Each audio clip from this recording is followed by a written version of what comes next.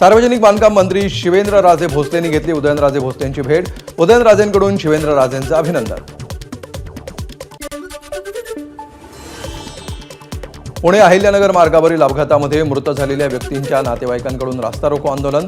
वाहन चालकाला फाशीची शिक्षा देण्याची नातेवाईकांची मागणी।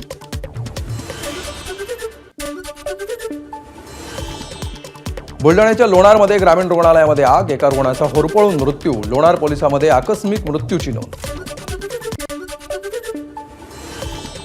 उपमुख्यमंत्री अजित पवारांकडून कोरेगाव भीमामधील विजय स्तंभाची पाहणी।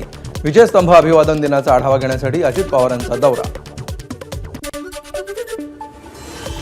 5वी आणि 8वी मधील विद्यार्थ्यांना सरसकट उत्तीर्ण करण्याचं धोरण रद्द।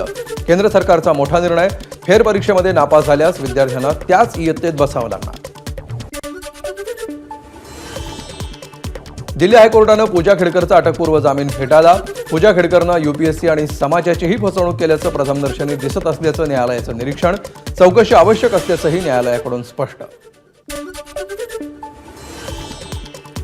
मानखुर्दमध्ये भंगाराच्या गोडाऊनला भीषण आग। अग्निशमन दलाकडून आगीवर नियंत्रण मिळवण्याचे प्रयत्न।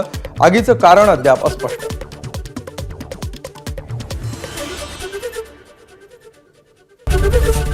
एबीपी माझा, उघडा डोळे बघा नीट।